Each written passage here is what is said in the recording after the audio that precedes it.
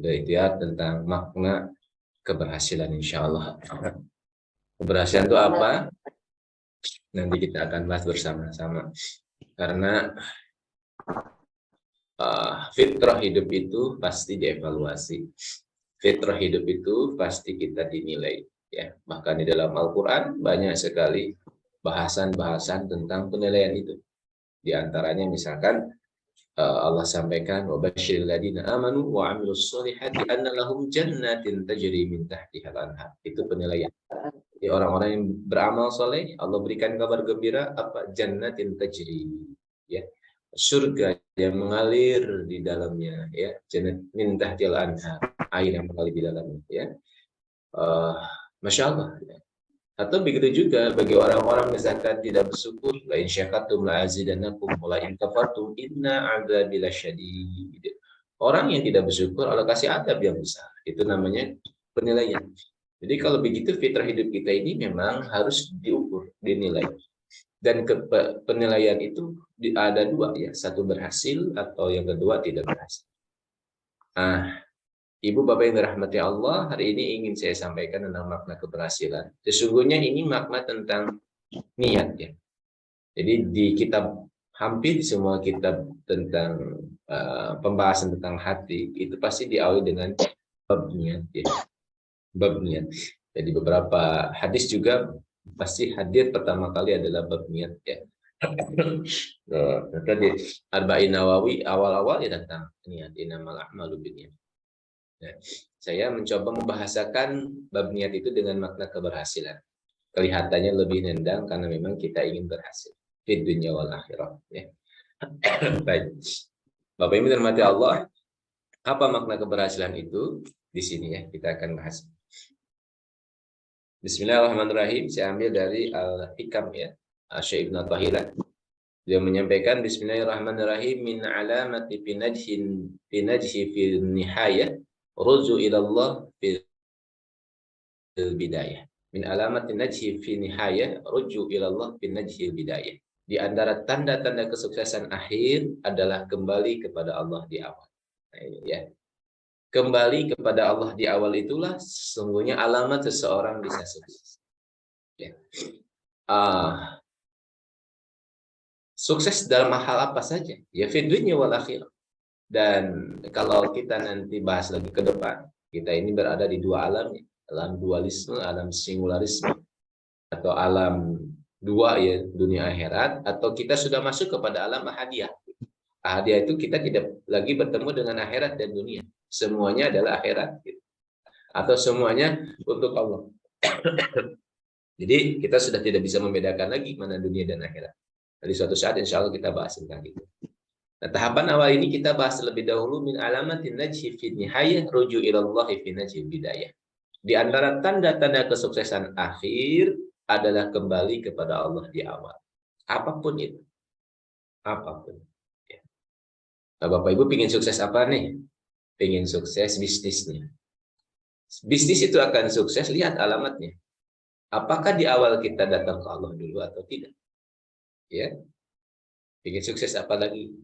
Berkeluarga misalkan. Lihat di awal. Bagaimana saat kita berkeluarga awalnya datang ke Allah dulu atau tidak?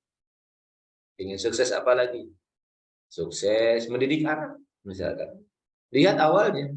Dalam rangka mendidik anak itu kita memulainya datang ke Allah dulu atau tidak? Gitu. Sukses apa lagi?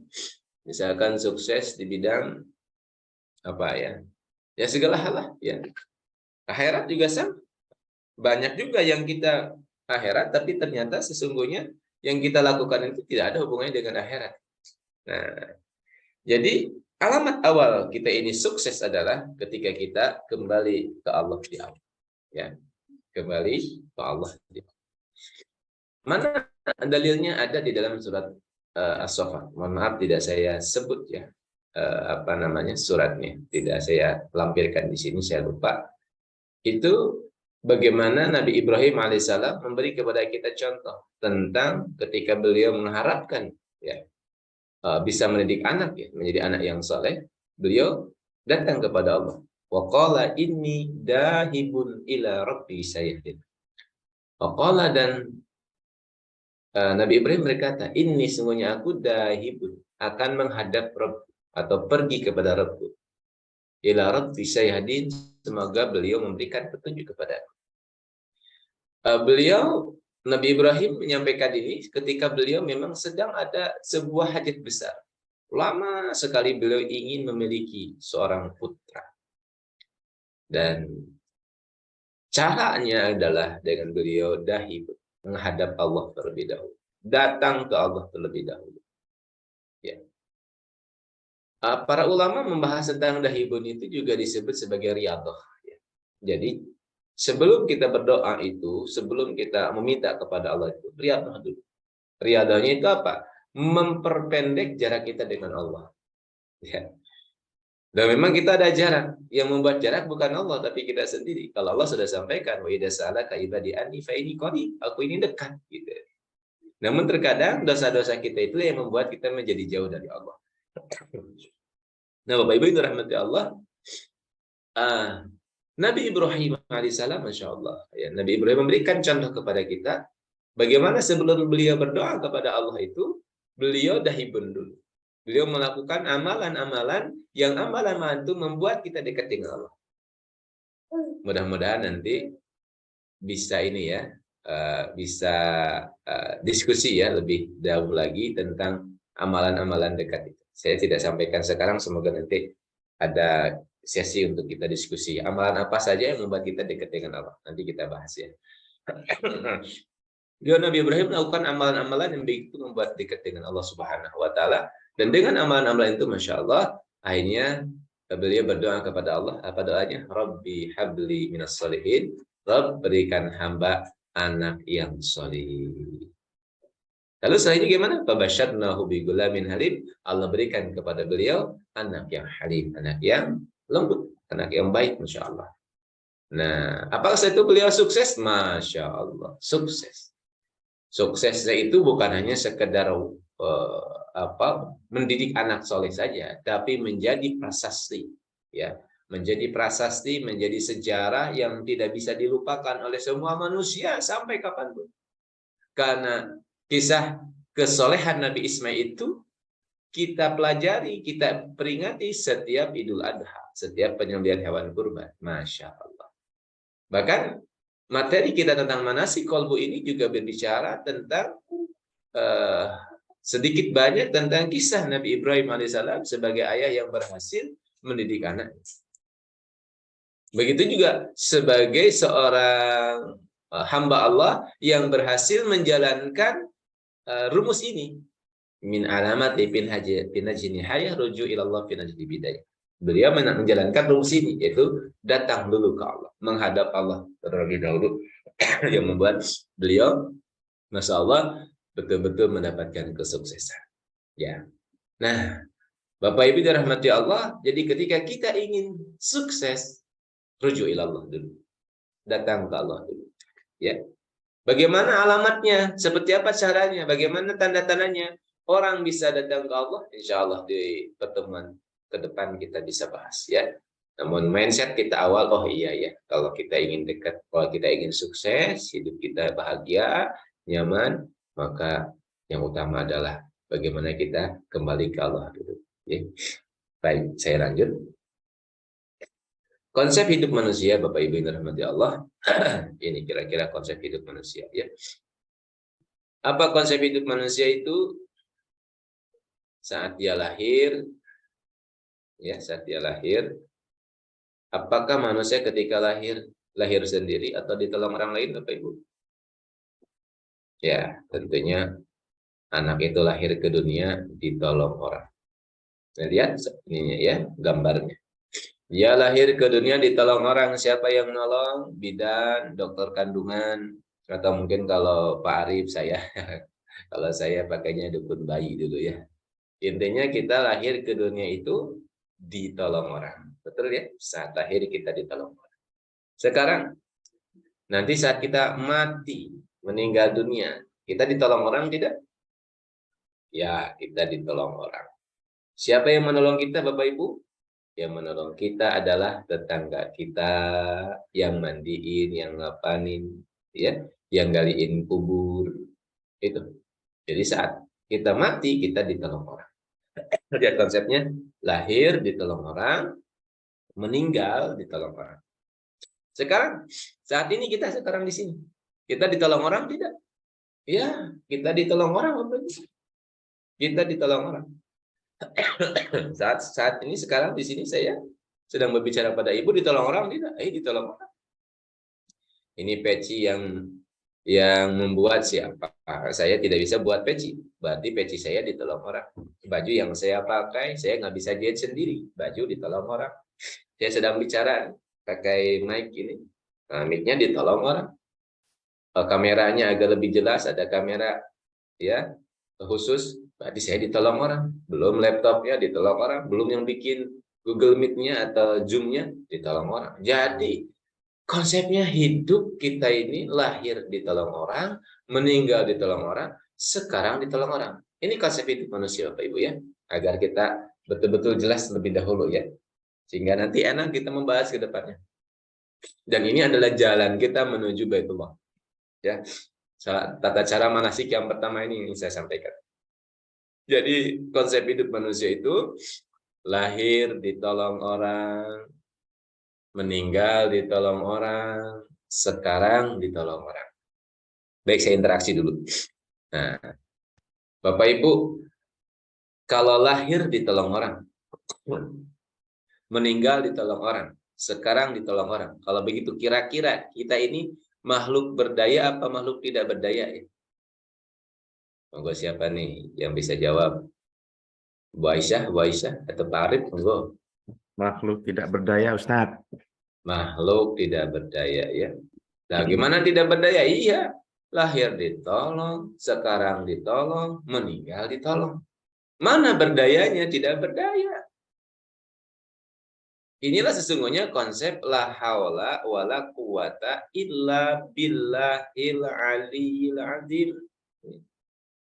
Kita biasanya hanya mengucapkan saja, tapi maknanya kita tidak dapatkan tuh la haula wala quwata illa billah. Tetap aja kita hidup merasa diri bisa. Padahal saat kita bicara merasa kita bisa itu, kita sedang ditolong orang. Gitu. Masya Allah. Ya. Nah, berarti kalau kita ini tidak berdaya, nih Bapak Ibu, kita ini tidak berdaya, kira-kira kita ini layak sombong, betul? Andai kita ini jadi orang kaya nih, layak sombong tidak nih kekayaan kita? Layak disombongkan? Tidak layak kita sombongkan, betul? Kenapa? Kekayaan kita ini hasil pertolongan orang lain. Tidak mungkin kaya karena kaya sendiri. Wah, ini hasil pekerjaan saya. Ini enggak hasil dagang saya kaya. Ibu-ibu dagang, ya, ibu-ibu dagang itu yang menggerakkan hati untuk beli ke ibu siapa? Enggak, saya datang ke Gunung Kawi kok. Gunung Kawi itu ya. Ya, agar orang-orang pada datang di pelet, yang menggerakkan siapa tuh hati orang. Jadi tidak boleh kita merasa diri kita ini menyombongkan kekayaan kita. Karena sesungguhnya hakikatnya kekayaan kita ini hasil pertolongan orang lain. Ada seorang ibu-ibu ya, punya uang 50.000, hanya 50.000-nya. Beliau datang ke Indomaret untuk beli popok. Dapat tuh popok. Terus datang ke kasir. Mbak, ini berapa? 54.000. Kaget beliau. Tuh, 54.000, uang cuma 50.000. Dia pegang-pegang tuh sakunya. Alhamdulillah, ternyata masih ada 4.000. Hanya uangnya betul-betul habis 54.000 untuk beli popok. Pertanyaan saya, Indomaret dapat untung tidak? Dapat. Betul? Berarti kalau begitu, Indomaret ditolong siapa? Ditolong ibu itu yang hanya punya uang hanya 54.000 itu. Kalau bahasa kita orang miskin. Ya, kaya itu ditolong orang miskin. Enggak layak kita ini sombong dengan kekayaan kita, Ibu, enggak layak. Itu yang pertama ya. Jalan kita untuk sampai nanti ke Baitullah itu adalah lepaskan keakuan diri kita, lepaskan keakuan bahwa saya mampu, saya hebat, saya kaya raya. Tidak ada, kita nggak kaya. Kita itu nggak kaya, nggak. Kita ini sebetulnya nggak punya apa-apa. Betul, Bu? Pak ya, kita nggak punya apa-apa. Ya. Andai seluruh Indonesia ini doa sama Allah dan Allah kabulkan, ya, dan Allah kabulkan, semuanya diberikan oleh Allah kekayaan, semuanya jadi orang yang kaya raya, Bapak Ibu.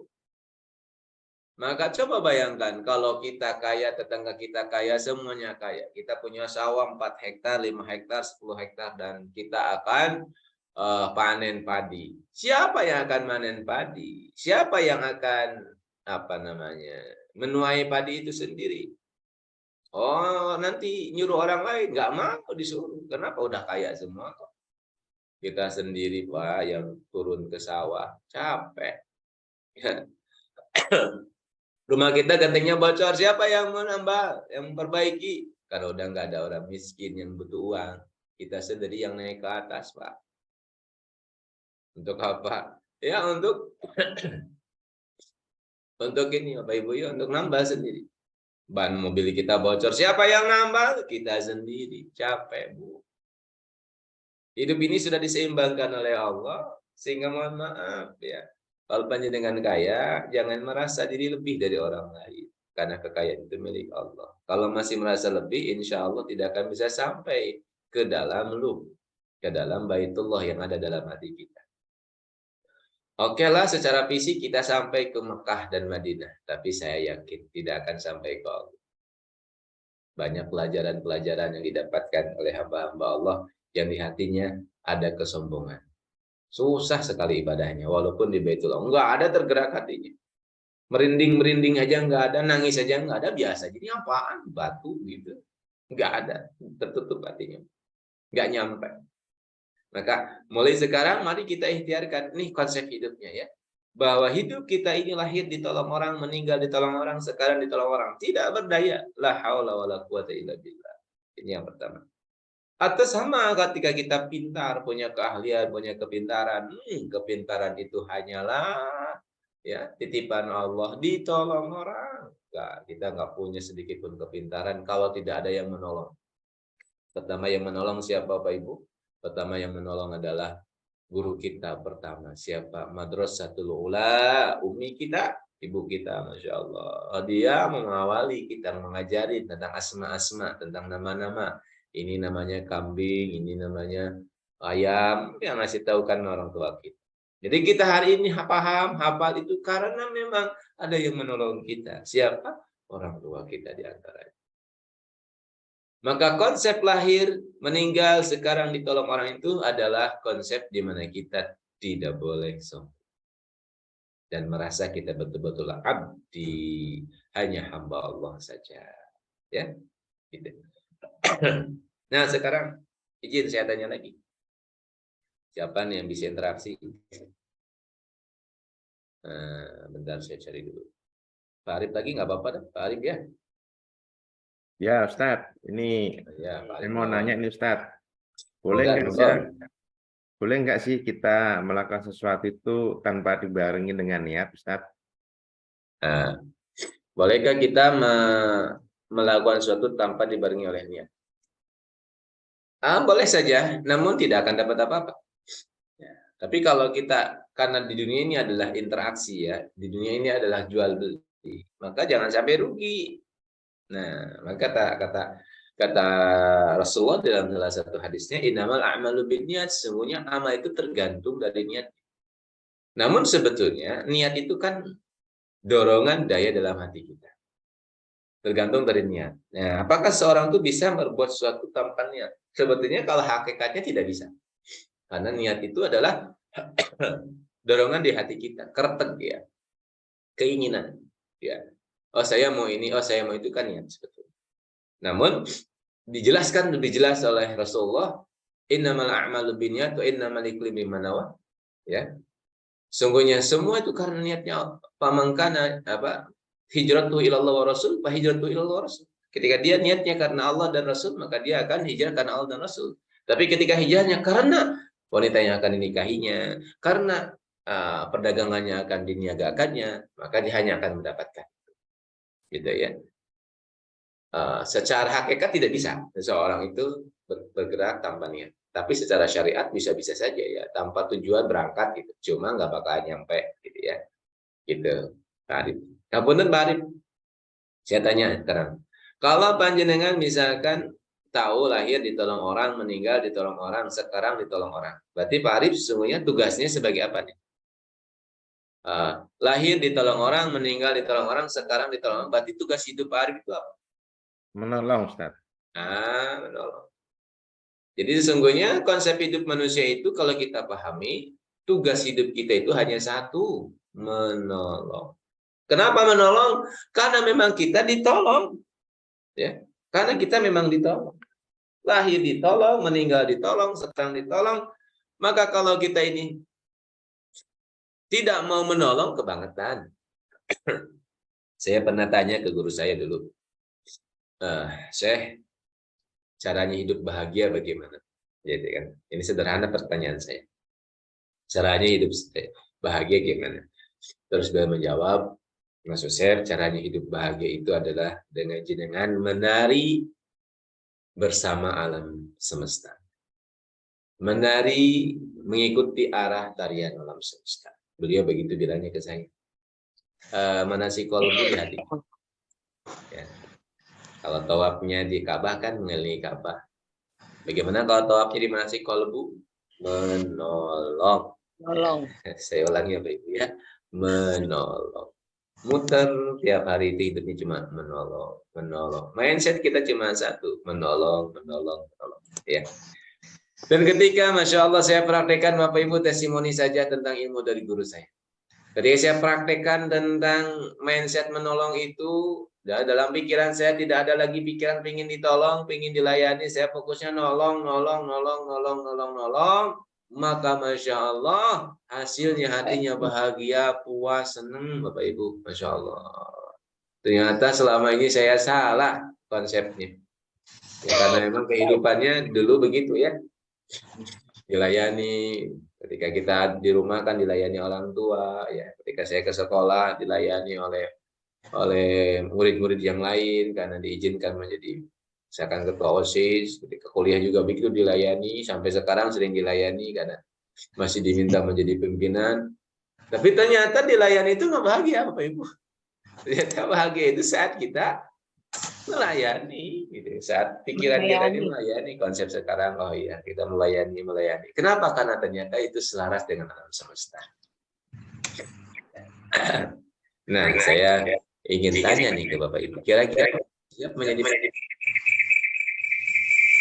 Bu Aisyah Suwartini yang lagi on? Bu Aisyah siap nggak menjadi penolong, Bu Aisyah? Mau. Penolong ya. Karena menjadi seorang penolong itu insya Allah Ingin selalu menolong. Ya, selalu menolong. Pertanyaannya Ibu, kalau mau menjadi penolong, mana yang dipilih Bu? Mohon maaf. Mana yang mau dipilih? Melayani apa dilayani? Melayani. Memahami apa dipahami? Memahami. Mengerti apa dimengerti? Mengerti. Mencintai apa dicintai? Mencintai. Bisa dipahami ya. Seorang penolong itu selalu maka kita bertemu dengan siapapun yang kita pilih memahami. Kalau paling dekat orang paling dekat dengan kita kan suami istri ya. Saat kita fokusnya memahami suami, memahami istri, melayani istri, melayani suami, Masya Allah. Enggak ada kita baperan. Yang ada hanya satu, saya fokusnya melayani. Hidupnya jadi enak. Gitu ya. Tapi coba dirubah sekarang. Kita memilih dipahami. Berarti kita berlawanan dengan arah pergerakan alam semesta. Hidup kita ini pinginnya itu dipahami. Kan berlawanan dengan arah gerakan alam semesta. Apa yang terjadi? Pasti akan ketemu dengan kekecewaan. Iya. Tolong pahami saya. Kecewa tuh. Pasti suatu saat kecewa. Karena manusia kan makhluk yang sering lupa. Tolong mengerti saya. Lama-kelamaan nggak bisa mengerti. Kenapa? Karena namanya manusia kan punya banyak urusan. Nah, tapi kalau kita mengangkat, saya ingin memahami, saya ingin mencintai, Masya Allah, hasilnya Bapak Ibu bahagia. Dan ini sebetulnya tawafnya hati kita, manasik kita dalam qalb, yaitu menolong, memahami, mencintai, melayani, ya, apalagi. Pokoknya semua hal yang indah-indah itu. Al-yadul ulya khairu miyadis sufla. Tangan di atas lebih baik daripada tangan di bawah. Ya. Tangan di atas lebih baik di tangan di bawah. Artinya apa? Fokus kita ini udah dah satu aja dah. Fokusnya apa? Dah memudahkan orang lain. Udah tolong aja orang lain. Udah mengerti aja. Udah. Bu, memaafkan apa dimaafkan, Bu? Memaafkan apa dimaafkan? Memaafkan. Memaafkan. Saya yakin kita ini pasti pernah disakiti orang, dihina orang, ya. Udah maafkan aja. Gitu. Ngapain kita benci, ngapain kita dendam? Nggak ada dendam, itu nggak bagus di hati kita. Bikin rona aja, hanya bikin hati kita jadi susah. Jadi, subhanallah, ya. Jadi apa konsep hidup manusia itu? Satu, konsep hidup manusia itu dilarang. Bapak Ibu sombong, dilarang. Nggak boleh, nggak boleh. Allah nggak suka dengan orang sombong, kata Allah. Karena memang nggak ada yang bisa kita sombongkan. Apa yang bisa kita sombongkan, Bapak Ibu? Kalau kita duduk sekarang aja ditolong orang, apa yang bisa kita sombongkan? Maka dilarang kita sombong. Insya Allah kalau kita hatinya nggak ada kesombongan, merasa diri lebih daripada orang lain, insya Allah cepat Pak Ibu sampainya. Cepat diundangnya oleh Allah ke Baitullah, insya Allah. Ya. Baik Baitullah yang ada dalam hati kita maupun Baitullah yang ada dalam syariat itu. Ya. Hilangkan kesombongan, hilangkan. Karena kita nggak layak sombong. Yang kedua, konsep hidup itu menolong. Dan inilah sebetulnya arah gerak alam semesta, tawafnya alam semesta, tawafnya jiwa kita di dalam qalbul mukminin Baitullah, di dalam Baitullah yang ada dalam hati kita. Apa tawafnya? Menolong. Masya Allah. Dan sudah diteliti Bapak Ibu, orang yang menolong itu awet muda, sehat. Gitu. Kebetulan pernah sebangku ya, semeja berbicara bersama dengan seorang dokter ya dari Undip ya, dulu PR3, sekarang kalau alam mungkin sudah diganti beliau ya. Beliau pernah menjadi konsultan politik di, kalau nggak salah di Thailand apa di mana saya lupa ya, karena udah sangat lama ini, tapi saya masih ingat penjelasan beliau karena bagi saya ini sangat penting.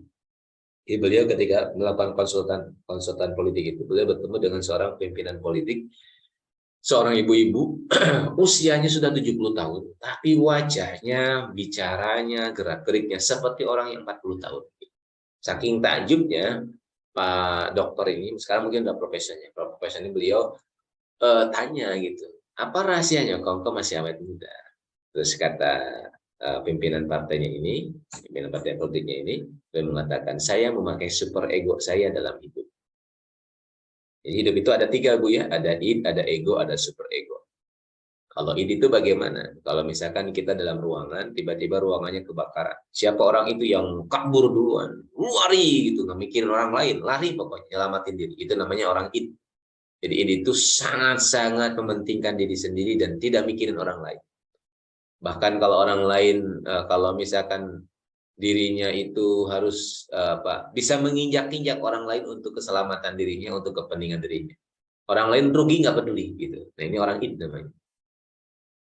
Pokoknya yang penting aku enak, yang lain nggak enak nggak masalah. Injek-injak orang lain nggak apa-apa. Ini orang id. Ada lagi namanya orang yang ego ya.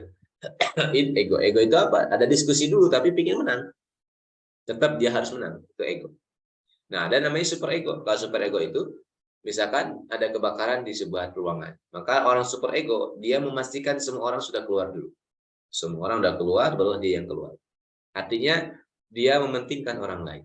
Nah, sang pimpinan politik ini mengatakan, saya memakai super ego saya dalam hidup. Di dalam hidup, dia memakai super egonya. Nah, Bapak Ibu dirahmati Allah, Masya Allah, dia mengatakan, kalau saya sedih, saya akan nyari orang yang sedang sedih, lalu saya hibur. Kalau saya sedang tidak punya uang, lalu saya bawa uang, lalu saya kasih uang itu kepada orang yang membutuhkan, sehingga saya merasa masih punya uang. intinya poin dari yang dilakukan oleh beliau itu adalah tadi menolong. Ternyata menolong bisa membuat kita awet muda, Bapak Ibu, sehat walafiat insya Allah. Ayo kita sama-sama bertawaf di hati kita menjadi sang penolong. Ikutilah tarian alam semesta. Kalau kita lupa, lihat matahari Allah tiap hari dia menolong kita, menyinari. Kalau kita masih lupa, lihat bumi Allah tiap hari memberikan yang terbaik untuk kita. Ya, beras yang kita makan dari bumi dikeluarin. Kalau kita lagi di motor, di mobil, ya Allah, ini minyak buminya dari bumi, ya Allah, gitu ya. Atau lagi makan, ya Allah, ini ikan sedang ngajarin saya tentang memberi. Masya Allah. Jadi kita nggak mungkin sebetulnya lupa dengan tugas kita untuk bertawaf. Kenapa tiap hari kita dikelilingi oleh yang menolong kita? Masya Allah. Nah, kita harus siap menolong. Nah, kalau kita menolong, insya Allah, Bapak Ibu dirahmati Allah, kita akan menjadi pribadi yang bahagia di dunia akhirat, insya Allah. Dan ini sebetulnya rahasia yang diungkap, yaitu hidup kita adalah penolong. Ya. Baik. Ini kira-kira bisa dilihat ya, Bu? Pak Arif bisa ada gerakannya ada? Bisa, Ustadz. Bisa. Ada gerakan. Kita lihat dulu. Ada suaranya. Nggak ada suaranya ya? Nggak Ya. apa-apa lah. Ini saya ambil videonya, video yang dari ya orang Cina ya. Gimana dia konsep menolong.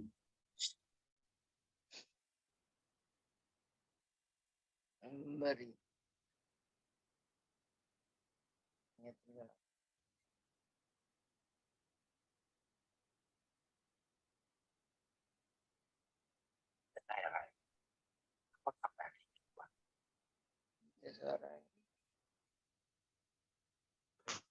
Ini dunianya memberi.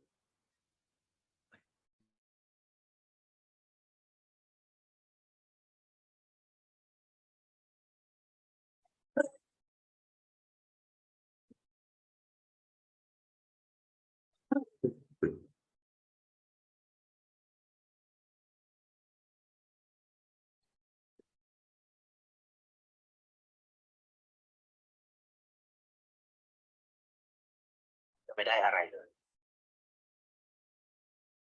ไม่ได้แขวนไม่ได้ออกทีวีไม่มีใครรู้จักชื่อเสียงที่มากขึ้นนะครับ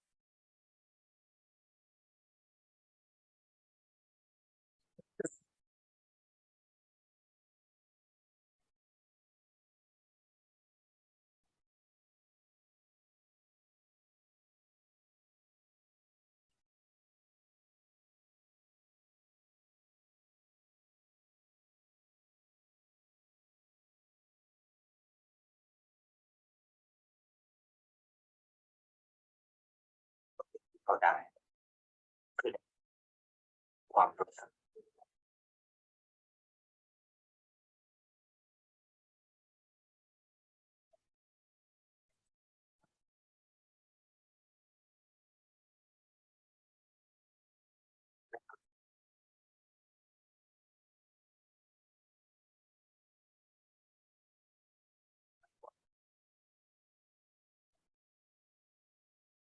ได้ในสิ่งที่เงินซื้อไม่ได้ได้ลง Oke, Bapak Ibu, itu hanya sebagai bagian ya dari menolong. Gimana kita melihat orang menolong? Indah tidak? Indah. Nyaman tidak? Nyaman. Jadi apa makna keberhasilan semuanya Bapak Ibu?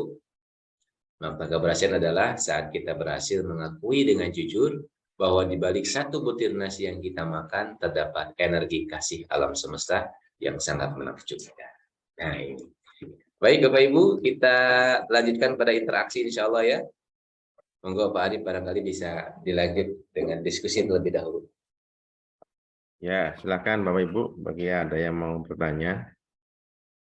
Ini saya mau nanya lagi Ustadz. Ini ada yang nanya. Di awal kita itu sudah berniat karena Allah Ta'ala. Kemudian di tengah-tengah kita itu ada sedikit riya. Atau pada saat setelah niat itu dan apa yang kita lakukan itu memang karena Allah Ta'ala, tapi di kemudian hari hasil itu kita sedikit riakan atau kita apa namanya, kalau di era sekarang di medsoskan ya Ustaz. Ya. Itu hukum dan pahalanya gimana Ustaz? Ya, baik. Jadi rumusnya kalau saya mengambil rumus dari dulu ya, Ustaz Yusuf Mansur itu. Jadi bagaimana sih kita berniat itu? Allah dulu, Allah lagi, Allah terus ya. Jadi saat kita memulai bersama Allah, saat kita di tengah bersama Allah, dan terus bersama Allah. Karena memang kita harus bersama Allah terus ya. Wa huwa ma'akum aina ma kuntum. Maka diawali dengan mengatakan Bismillahirrahmanirrahim itu luar biasa. Insya Allah kapan-kapan kita bahas tentang makna dari Bismillah. Ya, rahasia Bismillahirrahmanirrahim itu sangat dahsyat sekali. Insya Allah kita sampai nanti insya Allah kepada makna Bismillah. Ya. Terus gimana kalau kita ini sedang awalnya niat karena Allah, terus di tengah kita berubah jadi ada riyanya. Maka harus segera kembali mengembalikan niat kita pada Allah. Ada apa kata Rasulullah di dalam salah satu hadis, ini akhafu ma akhafu alaikum asyirkul asghar. Sesungguhnya aku sangat takut kepada umat akhir zaman tentang salah satu yang disebut dengan syirik kecil. Lalu para sahabat bertanya, wa ma syirkul asghar ya Rasulullah? Apa syirik kecil itu ya Rasulullah? Dan beliau menyatakan asyirkul asghar ar-riya. Syirik kecil itu adalah riya. Riya itu apa? Melakukan amalan yang amalan itu bukan karena Allah. Padahal syirik itu apa? Menduakan Allah kan? Tidak bisa masuk surga orang yang syirik. Nah, itu berbahaya. Jadi saat kita beramal, ikhtiarkan amal kita ini memang ikhlas. Maka yang ditakuti oleh Rasulullah di umat akhir zaman itu adalah riya. Dan Masya Allah, memang terbukti Bapak Ibu ya, karena Rasulullah memang pakai basyirah ya, pakai mata hati. Karena beliau melihat dengan mata hati. Ternyata godaannya beramal kita di sekarang itu adalah menampakkan amal. Jadi, apa Bu? Menampakkan amal. Dengan dalih kita misalkan, padahal amal yang paling bagus itu adalah amal yang ditanam di dalam tanah ketawaduan. Dalam hikam disampaikan begitu. Jadi, amal itu adalah yang baik adalah amal yang tersembunyi. Namun sekarang godaannya amal itu ditampakkan. Nah, dari mana Bapak Ibu kita lihatnya? Iya, dari medsos. Aduh, Masya Allah. Kita ini gatel kalau nggak nyetatus kehidupan kita ya. Misalkan kita sedang di mana kita statusi. Ya, syiar sih, itu syiar. Ya. Nah, namun antara syiar dan riya itu sangat tipis, Bapak Ibu. Ini yang ditakuti Rasulullah. Ya, mohon maaf. Kita sedang umroh, ya. Kita selfie, kita simpan di Facebook kita, di Instagram kita. Masya Allah, Ka'bahnya luar biasa. Ya. Panas sekarang cuacanya 52 derajat. Ini kita sedang ngasih tahu ke siapa, Bapak Ibu? Ya. Padahal setiap detik kita di Baitullah itu semuanya berpahala. Tidurnya, bangunnya, napasnya kita, keringatnya kita, terik matahari kita, semuanya berpahala. Semuanya, tidak yang tidak berpahala. Mohon maaf, buang air besar kita, makan kita di Baitullah itu berpahala. Tapi akan gugur pahala kita ketika kita riya. Gitu. Ya. Dalam amal apapun ya, di dunia juga sama, Masya Allah. Boleh nggak kita bermedsos? Ya boleh kalau kita betul-betul kuat niatnya. Saya bermedsos karena mau mensyiarkan agama Allah. Monggo, silakan. Nah ini contoh ya. Bagaimana kata Rasulullah, ini akhafu ma akhafu alaikum asyirkul asghar wa ma syirkul asghar ya Rasulullah, kata para sahabat, asyirkul asghar ar-riya. Syirik kecil itu adalah riya. Dan apa yang ditakutkan Rasulullah itu terjadi saat ini. Karena hari ini kita ada medsos, orang yang nggak kenal kita pun lihat aktivitas kita. Masya Allah ya. Mohon maaf, bersih-bersih rumah aja jadi status kita kan, Masya Allah. Ya, apalagi Bu, Pak, jalan-jalan silaturahim jadi status kita. Sholat di masjid yang bagus jadi status kita. Oh, lagi sholat ya. Jadi pada tahu akhirnya. Padahal amalan yang paling bagus yang tersembunyi. Gitu. Kalau kita tidak takut ria. Tapi kalau misalkan kita bisa membuat tidak ria, ya alhamdulillah. Gitu. Maka bagaimana cara agar kita ini gak ria? Tampakkan yang tampak, sembunyikan yang tersembunyi. Yang boleh nampak silakan tampakkan. Contoh, menikah itu syiar. Boleh itu ditampakkan. Saya bentar lagi nikah undangan, boleh status, boleh itu. Karena memang syiar. Sholat Jumat itu harus nampak Bapak Ibu. Sholat Jumat jangan sembunyi-sembunyi. Mau sholat Jumat dikasih sarung ya, tutupin kepalanya, lari gitu. Oh, enggak boleh. Ya itu ditampakkan. Ya, yang ada nampak, yang tidak nampak. Walimatul urs haji, nampak? Boleh nampak. Namun hajinya itu tersembunyi Bapak Ibu ya. Tapi walimatul ursnya, ibadahnya di sana privasi, tapi syiarnya walimatul syafarnya boleh, silahkan undang banyak orang, bikin status walimatul syafar boleh agar orang tertarik untuk datang ke haji.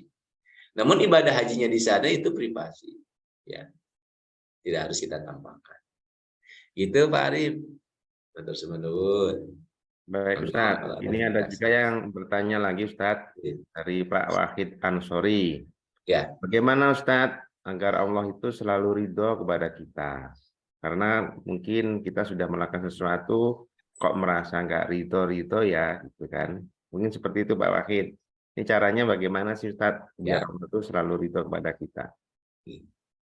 Ya, kalau agar Allah ridho pada kita, ada sebuah diskusi panjang sekali, suatu saat kita bahas juga Bapak Ibu ya. Ini potongannya aja. Mangkana barang siapa dia menjalankan sesuatu li ajlihi, karena Allah, kata Allah. Menjalankan sesuatu karena Allah. Dan dia ridho dengan apa yang Allah kehendaki, maka Allah akan ridhoi semua hal yang dilakukannya. Nah, jadi caranya agar kita ridho, Allah ridho pada kita. Tolong ridho dengan takdir Allah. Tolong ridho dengan kehendak Allah, kehendak Allah. Allah kasih hari ini kesulitan hidup, ridho. Karena itu kan kehendak Allah, kita ridho. Tidak ada penyesalan, tidak ada gundel, ngedumel di hati kita, nggak ada. Kalau kita ingin semua aktivitas diridhoi Allah, maka kita harus ridho dengan kehendak Allah pada kita. Apa kehendak Allah pada kita? Ya semua hal yang baik maupun yang tidak baik. Misalkan kita sedang dikasih sakit, ridho aja, nikmati saja sakit itu. Karena itu kehendak Allah. Insya Allah tindakan kita diridhoi Allah. Kalau kita ridho dengan kehendak Allah, dengan tindakan Allah pada kita. Itu. Yang kedua, Allah sampaikan rumusnya, ridho Rabbi fi ridho walidain. Ridhonya Allah itu ada di ridhonya orang tua. Kalau orang tua kita sudah ridho pada kita, insya Allah Allah ridho pada kita. Itu cara keduanya. Ada dua cara ya. Satu, ridhoi apa yang menjadi kehendak Allah. Cirinya orang yang ridho dengan kehendak Allah itu nggak ada keluhan dalam hidup. Dia menerima apapun hidupnya. Mau dalam kondisi baik maupun dalam kondisi tidak baik. Mau dalam kondisi sulit maupun mudah, semuanya kita ridho. Karena semuanya adalah kehendak Allah. Kita terima dengan baik. Yang kedua, gimana nih orang tua kita sudah ridho nggak sama kita? Ada dua tipe orang tua. Satu, ridho karena terpaksa. Yang kedua, ridho memang ridho. Ridho karena terpaksa, ini anak saya tak ridhoi aja dah. Nah itu belum masuk terhadap yang diridhoi Allah. Karena yang diridhoi Allah itu adalah yang orang tuanya dari hati terdalam, kesadaran terdalam, dia mengatakan saya ridho kepada Muna karena lihat perilaku kita kepada orang tua kita yang sangat baik. Nah, kira-kira begitu Pak Arif jawabannya. Baik Ustaz. Ada yang lain? Iya. Gitu Pak Ansori. Sudah jelas Pak Ansori ya. Yang bertanya tadi Pak Ansori ini. Oh iya. Terus kemudian ini dari Ibu Eni Pak Ustaz. Yeah. Ini memang tergantung dari niatnya. Tapi kalau kita untuk memberi contoh ke orang lain, boleh kan Ustaz? Boleh nggak sih? Gitu. Ya. Memberikan contoh pada orang boleh. Ingat, tergantung niat. Niatnya memberikan contoh, ya dapat pahalanya. Bahkan ada pahala yang diwariskan. Ketika seseorang itu baik karena mencontoh dari kita. Kata Rasulullah, ketika tangan kita ini menjadi wasilah hidayah untuk orang lain, maka pahalanya waduh besar sekali. Ya, 100 unta merah nggak cukup lah gitu. Bagi orang-orang yang dia ini melakukan sesuatu sehingga ketika dilakukan itu orang lain ikut. Misalkan bersedekah, kita bersedekah 100 juta. Bismillah ya Allah saya mau syiar.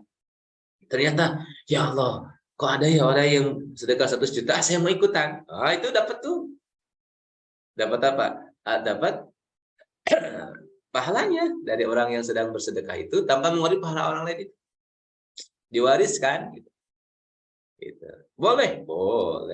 Yang harus kita siapkan itu adalah kondisi hati kita agar tidak bergeser niatnya. Gitu. Pak Arif mau syiar boleh. Misalkan, halo saya sedang ada di kota Makkah ini, Masya Allah di Makkah luar biasa. Siapa yang ke sini, Insya Allah engkau akan mendapatkan pahala yang sangat besar. Ini lihat yang mau ke Mekah, lihat. Coba kita buka ini kerinduannya. Lihat, saya akan bertabiah, ikuti Bapak Ibu tabiah. Labbaik Allahumma labbaik. Terus ada orang yang nangis. Dan akhirnya dia berangkat ke Mekah. Masya Allah, pahalanya dapat banget. Tanpa mengurangi pahala orang tersebut. Gitu. Yang penting apanya? Niatnya. Innamal a'malu binniyat. Namun yang ditakuti Rasulullah itu cuma satu. Ria itu. Nah, dengan medsos itu kan tipis sekali gitu. Maka sebelum kita bermedsos ke Allah dulu tadi, min alamati fin haji nihaya ruji ilallah fi najil bidayah, ke Allah dulu, jangan kemana-mana dulu gitu ya, agar nanti saat kita bermedsos itu yang ada adalah keikhlasan. Ikhlas itu apa? Semuanya karena Allah, untuk Allah gitu. Ada Baik Ustadz. Terus ini ada lagi yang WA sama saya nih pribadi. Seorang istri sudah niat karena Allah Ta'ala, mau niat untuk umroh lillahi ta'ala, tetapi tidak diridhoi sama suaminya Ustadz. Ustadz, itu pahalanya bagaimana? Terus dari niatnya memang sudah lillahi ta'ala, tetapi dari suaminya itu kurang diridhoi, itu bagaimana Ustadz? Ini saya kasih kisah ya. Di zaman Rasulullah itu ada sahabiah. Yang sahabiah ini dinasihati atau dikasih amanah oleh suaminya. Istriku jangan keluar rumah dulu sebelum aku pulang dari medan perang. Itu amanah. Terus sahabiah ini memegang amanah tersebut. Nah, seminggu kemudian ada yang utusan yang datang ke sahabiah ini. Kalau bahasa kita, Mbak, ibu Mbak sedang sakit keras, tolong dijenguk. Gitu. Ini ibu loh, minta dijenguk. Kata sahabiahnya, mohon maaf, amanah dari suami saya nggak boleh keluar rumah. Jadi saya nggak bisa keluar rumah. Saya doain dari sini mudah-mudahan ibu sehat walafiat.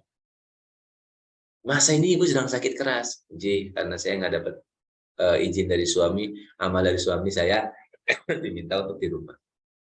Balik lagi tuh si utusan itu. Nah, 2 hari kemudian datang lagi, Mbak, ini ibu Mbak ini sedang sakit keras ini. Ini sudah, kalau bahasa Sunda udah wales. Wah, Jawa apa ya? Yang mau meninggal itu apa namanya Pak? Kalau di Jawa. Kalau di Sunda itu wales. Kalau di Jawa berarti sakaratul kan? Nah, sakarat, sedang sakaratul maut, kira-kira begitu. Nah, tolong jenguk untuk sekali saja.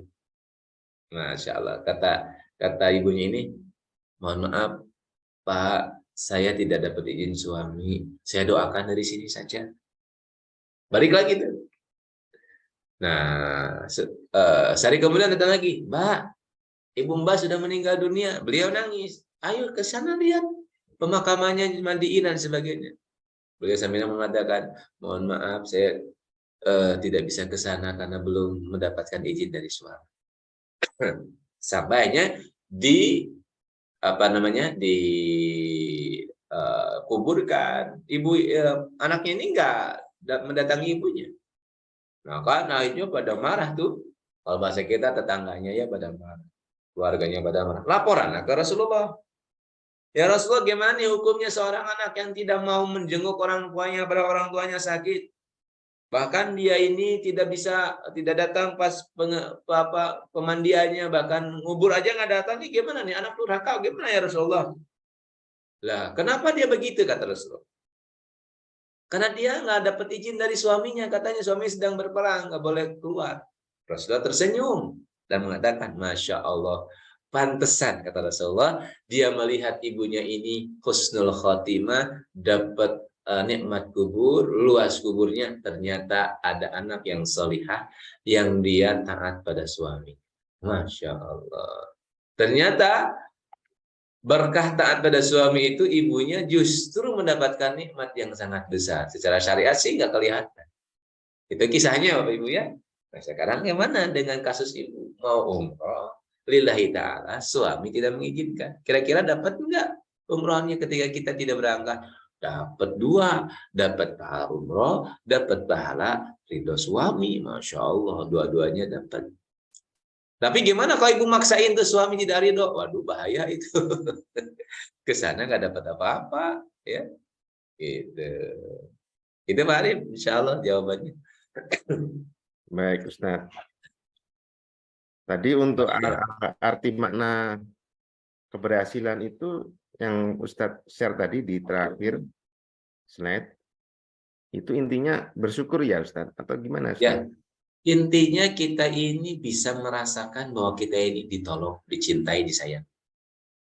Dan cara kita bersyukur dengan apa? Menolong, mencintai, menyayangi.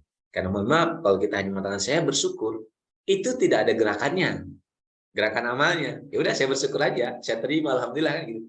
Padahal yang disebut dengan bersyukur itu adalah kita menolong.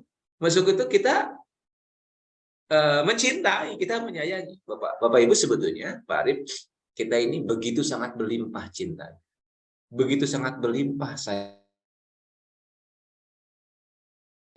begitu sangat berlimpah pengertiannya. Dari mana? Dari semua alam semesta.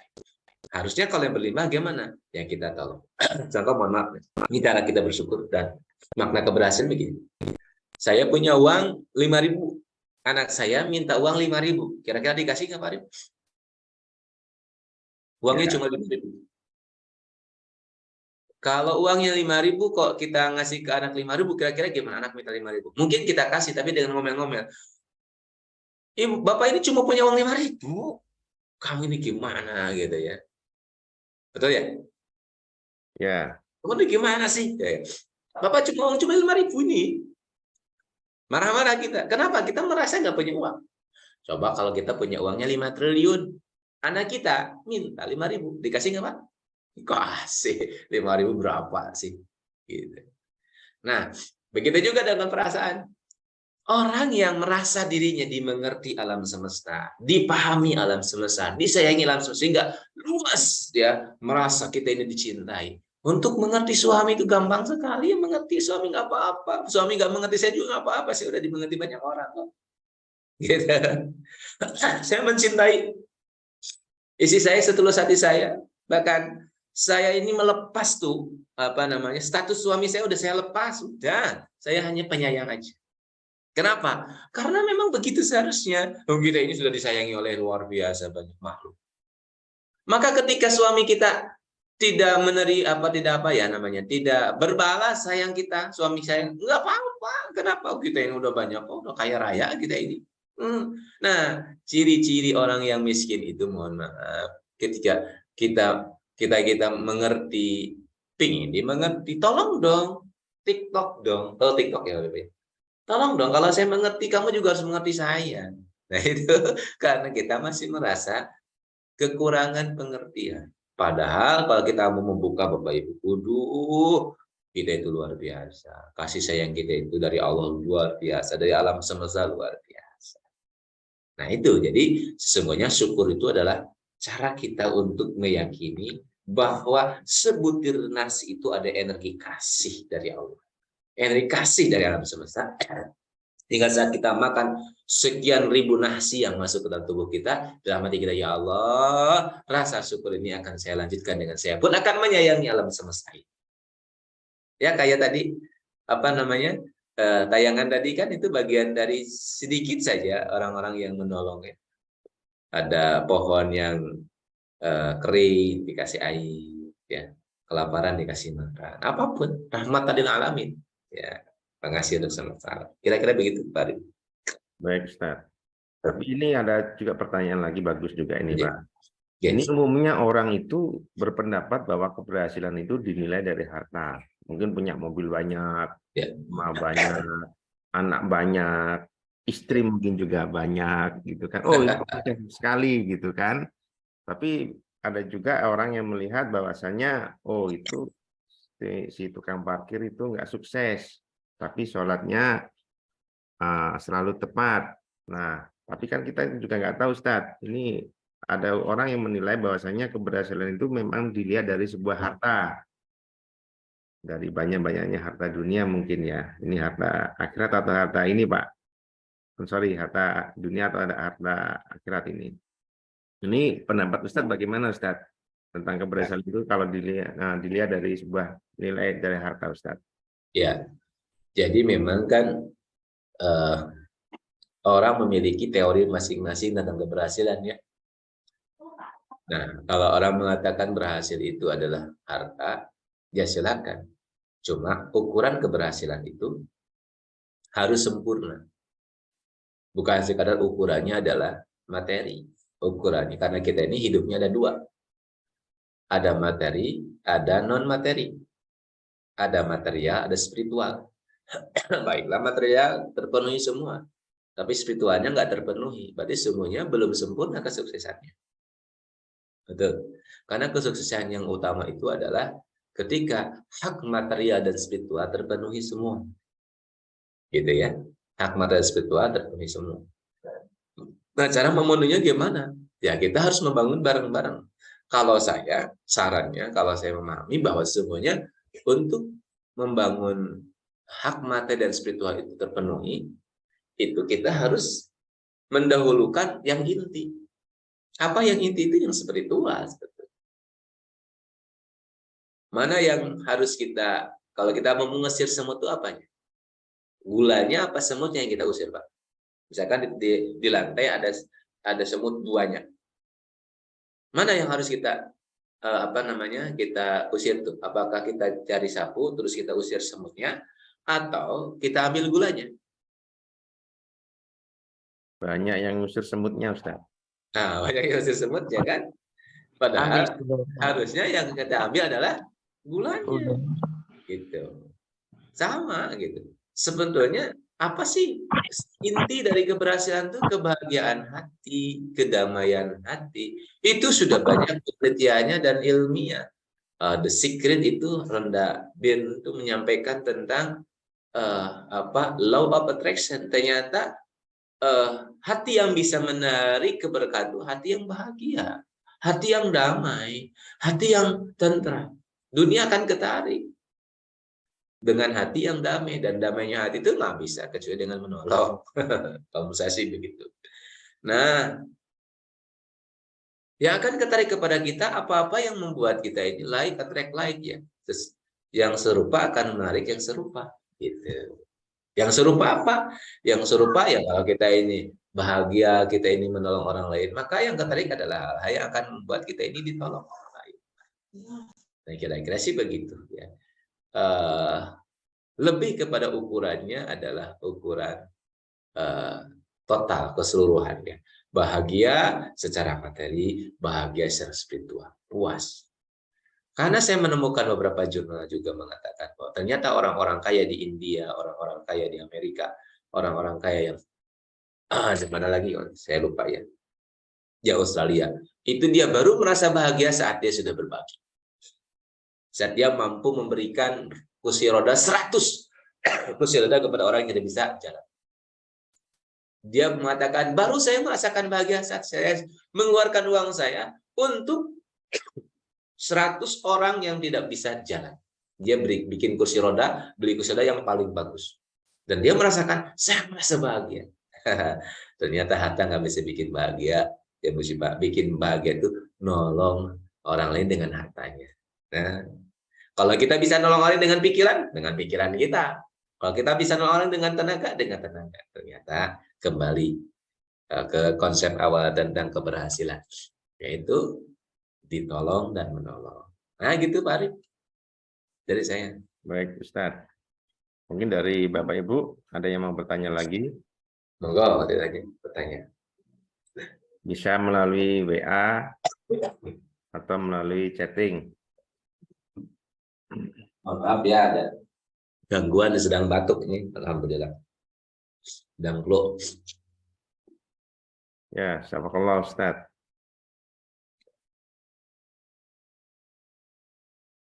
Nah ini ada juga yang tanya Ustadz. Ustadz, boleh nggak saya ini menolong dengan cara sedekah lillahi ta'ala? Terus kemudian ini kan ada ilmu matematikanya Allah, gitu kan? Kalau saya memberi 1.000, maka akan dapat balasan 70.000 kalinya nih. Boleh nggak kayak gitu, Ustaz? Ya. Jadi itu kan sistem ya. 1 dilipatkan 10 didapatkan 700 didapatkan 70.000. Itu dan sistem. Namanya sistem itu nggak usah dipikirin. Kayak bapak-bapak kerja di perusahaan. Sebulan dapat gaji 5 juta. Nggak usah mikirin gaji, udah sistem itu. Kau aja dengan kerja, ya sebulan dapat berapa? 5 juta, karena itu udah sistem. Yang betul dipikirkan, bagaimana kerja saya bagus. Ya, sama dengan sedekah. Nggak usah dipikirin, dilipat gandakan 10 kali lipat, 100 kali lipat, 700 kali lipat. Nggak usah dipikirin. Yang kita pikirin bagaimana sedekah kita itu yang terbaik. Kalau dibalas pasti, oh itu udah sistem kok. Itu sistem Allah kok. Nggak usah kita pikirin lagi. Maka mohon maaf terkadang kita salah niat lagi. Saya mau sedekah nih agar urusan saya lancar, beres.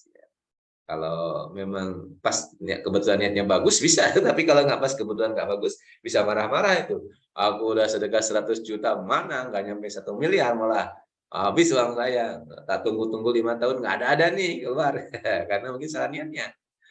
Jadi kalau kita bersedekah, fokus kita bagaimana sedekah kita ini terbaik. Masalah nanti dilipat gandakan atau tidak, itu udah sistem pasti dilipat gandakan sama Allah. Berangkat jajangan ke umroh ini atau haji. Haji Puroda sekarang berapa? Kemarin saya Walimatus Safar yang Puroda itu 475. 475 juta Pak ya. Dikali 3 Pak, berapa tuh? Berangkat haji sekali setahun. Ya. Terus saya bilang, Pak, dikembalikan insya Allah sama Allah. Ya, dikembalikan. Tapi nggak usah mikirin itu. Tapi masih kembali, Mas. Kembalinya bisa 10, bisa 700, ya bisa 70.000, tergantung level ikhlas kita. Ya, jadi kita mengeluarkan. Bapak-bapak ini kurban, sekarang kurban, banyak dengan kurban besok. Tergantung keikhlasannya. Maka fokus Bapak jangan mikirin nanti saya dikembalikan nggak sama Allah. Enggak, fokusin sekarang enggak. Gimana kurban saya ini betul-betul ikhlas. Betul-betul yang terbaik. Masalah nanti dikembalikan itu udah sistem. Semakin bagus kita ikhlasnya, semakin banyak sama Allah dikembalikan. Gitu Pak Arif ya. Fokus kita adalah bagaimana sedekah kita yang terbaik. Kalau masalah 10 kali lipat itu sudah sistem. Justru nggak usah mikirin itu lagi. Ngapain kita pikirin? Oh, itu bukan urusan kita. Urusan kita ini aman. Urusan yang membalas amal siapa? Allah. Hal jazaul ihsan ilal ihsan. Allah yang ngasih.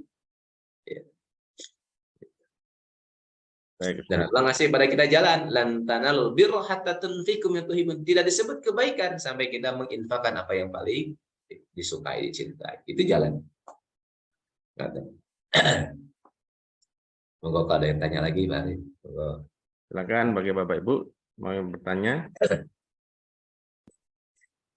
Ngomong-ngomong ini Ustadz, sudah terkumpul berapa kurbannya besok? Masih kurang. Kurang ya. Nah, mungkin Bapak Ibu bagi yang mau berkurban, ini Ustadz. Kurang dua Ustadz ya. Sapi atau kambing Ustadz? Sapi. Sapi ya, kurang 2 ini. Kurang 2 sapi atau kurang 2? 2 orang. 2 orang ya. Ya kalau mau ada 1 sapi, alhamdulillah. Silakan Bapak Ibu, bagi Bapak Ibu nanti yang ingin berkurban bisa melalui satu Usep. Itu untuk sapinya di pondok Ustadz? Ya, di Al-Kamaliyah. Oh, di Tasik ya. Di Tasik. silakan Bapak Ibu, kita tunggu nih. Kira-kira besok kajiannya materinya apa Ustadz untuk hari Sabtu besok? Mungkin melanjutkan yang sekarang. Ini belum selesai.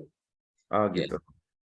Baik. Atau bisa juga pada keajaiban Bismillah. Kita insya Allah. Intinya mengarahnya tadi hijul bait, berkunjung ke rumah Allah. Di hati kita dulu, insya Allah. Baik. Bismillah. Assalamualaikum Ustadz. Izin tanya, Salam. Arif. Waalaikumsalam. Ya Ibu, silakan Ibu. Dia mau tanya itu tadi yang terkait niat itu kan pada saat kita beramal itu niat karena Allah. Nah, terus seandainya kita itu melakukan sesuatu tapi otomatis loh, misalkan gini, oh ada lihat orang butuh dibantu, kita kasih sedekah tapi kita tuh nggak niat yang gimana ya, niat diucapkan itu apakah itu sudah termasuk niat kita karena Allah, apa niat kita karena kasihan atau seperti apa? Bedanya itu niat karena Allah atau niat karena kasihan kayak gitu, Ustadz. Ya, baik. Ya. Terima kasih. Mantap. Niat itu watalafadu sunnah. Melafatkan niat itu sunnah. Niat itu letaknya di hati. Jadi ada keinginan kita untuk berbuat baik itu sudah. Apalagi bisa jadi malah otomatis ya, karena kita sudah terbiasa otomatis gitu. Niat itu sudah menjadi sebuah habit kita untuk menolong. Di dalam diri kita ada keinginan nolong. Nah, terus gimana nih? Saya nolong itu karena kasihan, ada karena Allah. Saya sering nyampaikan juga, mohon maaf, di dalam kajian-kajian saya, Bapak Ibu kalau kita mau bersedekah jangan atas dasar kasihan. Gitu. Terus dasarnya apa? Ya dasarnya perintah Allah. Karena kalau kita dasarnya kasihan, bisa jadi itu niat kita pakainya nafsiyah kita. Nafsu kita. Jadi bukan karena roh kita, tapi nafsu kita. Nafsu apa? Kasihan ya, tak kasih deh, gitu ya. Oh iya. Lupa tuh Allahnya. Padahal itu perintah Allah, kata Allah, temui aku di orang-orang yang sedang kesusahan. Ketika ada orang kesusahan kita datang, ada Allah di sana. Maka ada sebuah hadis qudsi, wahai Musa, engkau nggak datang kepadaku. Di mana engkau? Aku ada di tempat. Aku sedang sakit, engkau tidak menjenguk. Loh kan engkau nggak sakit. Itu tetangga sakit nggak dijenguk, gitu. Kira-kira begitu. Jadi sebisa mungkin kita ini menolong tidak ada unsur kasihan, tapi unsur karena Allah yang menyuruh. Atau bukan tidak ada unsur kasihan, atau kita dahulukan Allahnya daripada sifat nafsiyah berupa kasihan. Gitu ya. Jadi ini perintah Allah saya untuk menolong. Selanjutnya di belakangnya ditambah saya kasihan. Ya. Karena unsur Rahman itu utama setelah penyayang. Ar-Rahman Ar-Rahim, pengasih penyayang. Pengasih itu apa? Kita ngasih. Penyayang itu apa? Pasti yang dikasih yang terbaik. Gitu. Maka unsur kasihan itu di belakang. Unsur pertama adalah memberi. Nah, setelah memberi, kok saya ini sayang sama dia, saya memberinya yang terbaik. Tanpa ada kata-kata buruk, tanpa ada diulang-ulang. Misalkan kita ngasih ke adik kita 10 juta.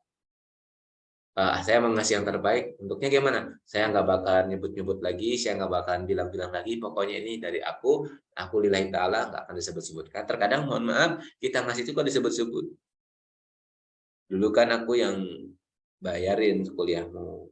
Oh, dulu ini yang bayarin saya nih kuliahnya, di saya ini saya. Itu hatinya bilang, kok gitu si kakak ya kok dibilang-bilang ke saya. Nah, ini contoh. Jadi unsur pertama ketika kita ini mau bersedekah, unsurnya utamanya adalah karena Allah. Baru unsur keduanya kasih sayang.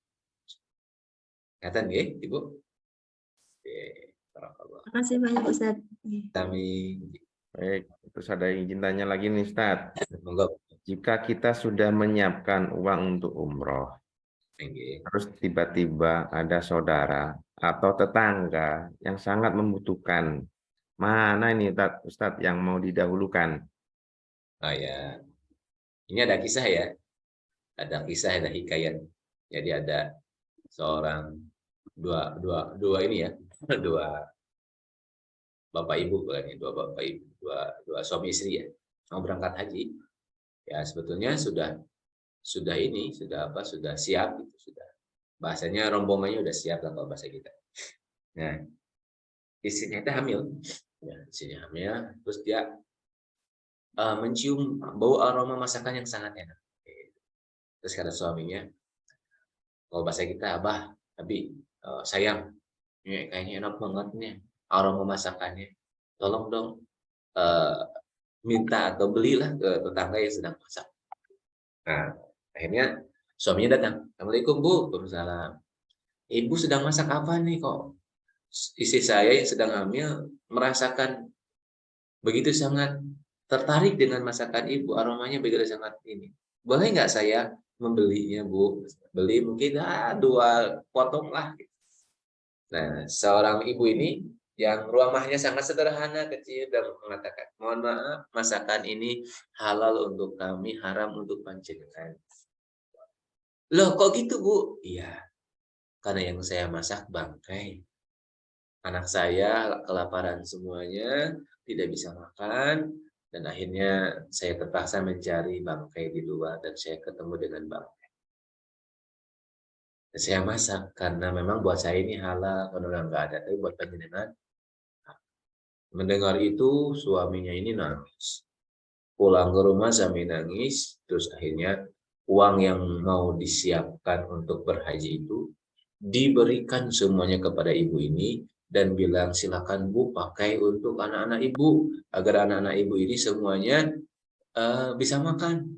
Ini untuk sekian bulan. Wah, senang nangis semuanya. Udah. Terus beliau bilang kepada istrinya sebelumnya bilang dulu, ya udah nggak apa-apa, berikan aja. Nah, pas musim haji, rombongan berangkat tuh semuanya. Rombongan berangkat semuanya sampai di sana. Nah, sang pimpinan rombongan, ya, kaptennya rombongan. Kalau di sana mungkin kalau Pak Arif betul leadernya Pak Arif ya. Betul leadernya ini bermimpi. Apa mimpinya? Seluruh yang hadir, yang ikut itu semuanya mabrur hajinya karena ada satu orang yang tidak ikut dan dia sudah mabrur. Wasilahnya satu orang. Semuanya kaget, siapa yang nggak bisa ikut? Nggak ikut sekarang siapa? Oh ternyata bapaknya itu. Saya lupain namanya ya.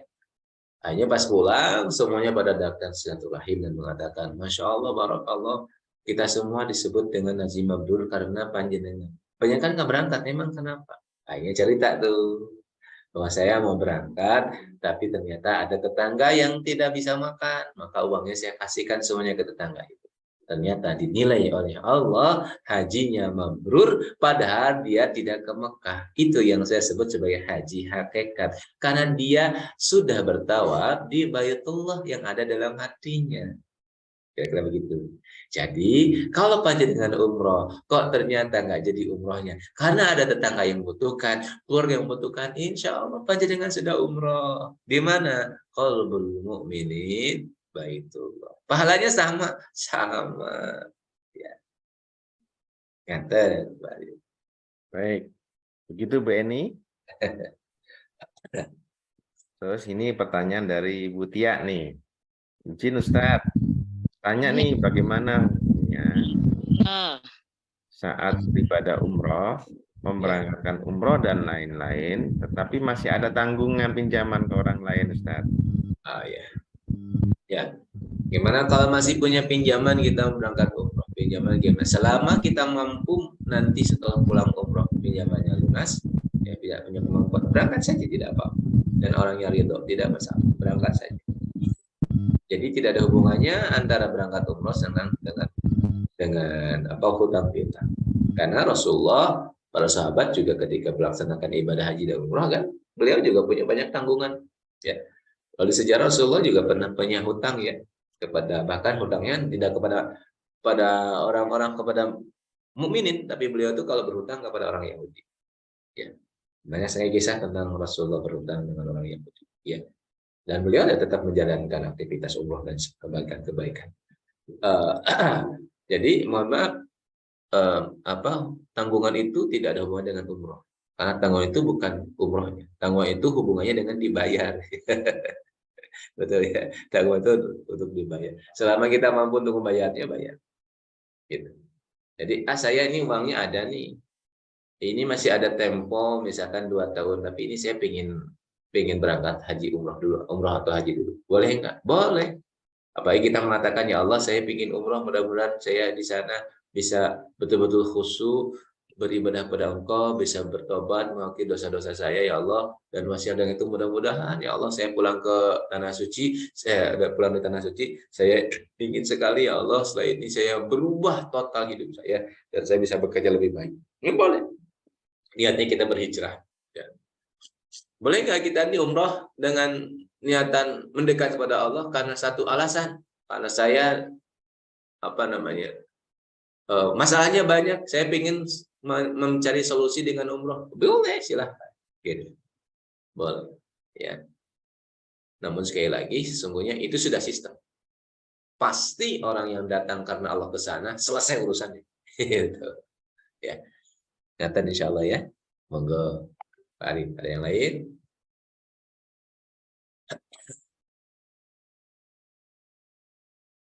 Ya, sudah cukup jelas Ibu Tia. Cukup ya, insya Allah. Bu Eni tadi jawabannya sudah cukup jelas ya Ibu. Berarti besok kita ini ya, Ustadz, lanjutkan materi yang hari ini dengan Insya Allah. Maka keberhasilan. baik. Baik, cukup. Sepertinya sudah cukup ini Ustadz. Sudah Ya. jam 7 lebih. Insya Allah kita akan istiqomah tetap di hari Sabtu jam 5:30 kita akan mulai. Baik Ustadz, ini kita akhiri, mungkin bisa diakhiri dengan doa Ustadz. Baik Bapak Ibu, kita sama-sama akhiri pertemuan kita dengan doa. Mudah-mudahan Allah berikan kepada kita keberkahan, keridhaan, kedamaian insya Allah, dan mudah-mudahan kita semua diizinkan oleh Allah Subhanahu wa taala menjadi hamba-hamba Allah yang diridhoi Allah Subhanahu wa taala. Amin ya Allah ya rabbal alamin. Baik, Bapak Ibu dirahmati Allah, kita dengan suratul Fatihah. Al-Fatihah. A'udzubillahi minasyaitonir rajim. Bismillahirrahmanirrahim. Alhamdulillahirabbil alamin arrahmanir rahim maliki yaumiddin. Iyyaka na'budu wa iyyaka nasta'in ihdinas siratal mustaqim. Shiratal ladzina an'amta 'alaihim ghairil maghdubi 'alaihim waladdallin. Kita sama-sama membaca suratul Fatihah untuk orang-orang yang keluarga kita yang sedang sakit. Mudah-mudahan keluarga kita yang sedang sakit diberikan oleh Allah kesembuhan dan disehatkan seperti biasanya. Atau mungkin ada panjenengan juga yang sedang sakit. Semoga Allah berikan kesembuhan. Al-Fatihah. A'udzubillahi minasyaitonir rajim. Bismillahirrahmanirrahim. Alhamdulillahirabbil alamin arrahmanir rahim maliki yaumiddin. Iyyaka na'budu wa iyyaka nasta'in ihdinas siratal mustaqim. Shiratal ladzina an'amta 'alaihim ghairil maghdubi 'alaihim waladdallin. Baik, selanjutnya Bapak Ibu, kita baca suratul Fatihah untuk seluruh saudara-saudara kita muslimin muslimat yang mungkin sedang Allah berikan juga ujian. Semoga Allah berikan ridhoannya, ampunannya. Mari kita sama-sama doakan beliau semua. Al-Fatihah. A'udzubillahi minasyaitonir rajim. Bismillahirrahmanirrahim. Alhamdulillahirabbil alamin arrahmanir rahim maliki yaumiddin. Iyyaka na'budu wa iyyaka nasta'in ihdinas siratal mustaqim. Shiratal ladzina an'amta 'alaihim ghairil maghdubi 'alaihim waladdallin. Allahumma shalli 'ala habibina wa syafiina wa sallim wa radhiyallahu anhu li sahabati rasulillah ajma'in. Amin ya Allah ya rabbal alamin. Alhamdulillahi rabbil alamin. Hamdan syakirin, hamdan na'imin, hamdan yu'afi ni'amahu wa yukafi majidah. Ya Rabbana wa lakal hamdu kama yanbaghi lizzalika wa 'azimi sultan. Allahumma inna nas'aluka ya Allah Asyhadu annaka antallah la ilaha illa anta. Ahadus samad lam yalid wa lam yulad wa lam yakul lahu kufuwan ahad. Allahumma la sahla illa ma ja'altahu sahla wa anta taj'al khazana idza syi'ta sahla. Ya Allah. Allahumma inna nas'aluka ya Allah. Duhai Allah yang Maha Pengasih, Maha Penyayang. Duhai Allah yang Maha Tempur. Duhai Allah yang Maha Mengetahui. Sesungguhnya Engkau tahu ya Allah, hamba-hambamu yang hadir di majlis ini ya Allah adalah hamba-hambamu yang rindu akan ampunanmu, yang rindu akan ridhamu ya Allah. Ya Allah ya Rahman Rahimin, ya Muqtadir ya Maha Mentakdirkan. Izinkan ya Allah, takdirkan ya Allah. Hamba-hambamu yang hadir di majlis ini ya Allah, Engkau ampuni dosanya seluruhnya. Tidak ada satupun yang keluar dari majlis ini ya Allah kecuali telah Engkau ampuni dosanya ya Allah. Kecuali telah Engkau ampuni dosanya ya Allah. Kecuali telah Engkau ampuni dosanya ya Allah. Ya Allah yang Muqtadir yang mentakdirkan. Takdirkan ya Allah hamba ini mendapatkan ridhamu ya Allah, karena tidak ada satupun yang mampu mengantarkan kami kepadamu ya Allah kecuali ridhamu. Amalan-amalan kami tidak mampu mengantarkan kami kepadamu ya Allah. Semua amalan kami kau dikumpulkan dari dulu sampai sekarang dan dibandingkan dengan satu mata saja ya Allah tidak ada apa-apa. Tidak mampu mendatangkan kerinduanmu ya Allah. Namun kerinduanmu hadir karena kasih dan cintamu ya Allah. Karena itu izinkan ya Allah, hambamu yang dhaif dan lemah ini kau ridhai ya Allah. Kau ridhai. Ya Allah ya Rahman Rahim ya Muqtadir. Hadirnya hamba dalam majlis ini karena satu hal ya Allah. Karena hamba rindu Baitullahmu ya Allah. Karena hamba rindu akan hadirnya hamba di Baitullah. Izinkan ya Allah Engkau perjalankan hamba ke Baitullah. Baitullah yang ada dalam hati hamba maupun Baitullah yang ada di kota Mekah ya Allah. Izinkan hamba berada di sana ya Allah. Bertemu denganmu ya Allah. Bimbing hamba ya Allah, bimbing hati hamba agar terus merindukan Baitullah ya Allah. Dan bimbing hamba ya Allah agar bertemu dengan Baitullah ya Allah. Dan hamba bertemu denganmu di Baitullah. Ya Allah ya Rahman Rahimin. Bimbing hamba ya Allah agar hamba dalam hidup ini penuh dengan kebaikan. Jadikan hamba sebagai penolong ya Allah. Jadikan hamba mampu menjadi penolong, menari bersama alam semesta sebagai penolong. Bimbing hamba agar hamba mampu menjadi orang yang selalu pahami. Bimbing hamba agar hamba mampu menjadi orang yang selalu mengerti orang lain. Menyayangi orang lain. Mencintai ya Allah. Dan izinkan hamba ya Allah menjadi yang selalu ikhlas untuk fokus melayani tanpa ingin dilayani. Izinkan hati hamba luas samudra ya Allah, sehingga ketika ada orang yang menyakiti hamba sedikit pun hamba tidak merasa sakit ya Allah. Karena hamba telah banyak mendapatkan kasih dan cinta. Izinkan hamba menjadi pemaaf ya Allah. Izinkan hamba menjadi pemaaf ya Allah. Izinkan hamba menjadi pemaaf dan izinkan hati hamba luas ya Allah. Izinkan kebahagiaan datang menghadiri hati hamba dan kehidupan hamba. Izinkan kepuasan hidup datang kepada hamba. Izinkan ya Allah semua yang hamba cari dengan harta, cari dengan ilmu, cari dengan kedudukan ya Allah, Engkau datangkan saat hamba menolong orang lain ya Allah, dan hamba peduli dengan makhluk-makhluk-Mu ya Allah. Izinkan hamba menemukan kebahagiaan ya Allah, dan izinkan dengan kebahagiaan itu hamba bertemu denganmu ya Rabb. Ya Rabb. Kau Maha Besar. Yang hamba rindukan sebetulnya bukan Baitullah. Yang hamba rindukan adalah Engkau ya Rabb. Izinkan hamba bertemu denganmu ya Rahman Rahim. Hasbunallah wa ni'mal wakil, ni'mal maula wa ni'man nasir, la haula wa la quwata illa billah. Subhana rabbika rabbil izzati amma yasifun wa salamun ala mursalin walhamdulillahi rabbil alamin. Bismillahil Fatihah. A'udzu billahi minasyaitonir rajim. Bismillahirrahmanirrahim. Alhamdulillahi rabbil alamin arrahmanir rahim maliki yaumiddin. Iyyaka na'budu wa iyyaka nasta'in. Ihdinas siratal mustaqim. Siratal ladzina an'amta 'alaihim ghairil maghdubi 'alaihim waladdallin. Amin ya Allah ya rabbal alamin. Walhamdulillahi rabbil alamin. Assalamualaikum warahmatullahi wabarakatuh. Waalaikumsalam warahmatullahi wabarakatuh.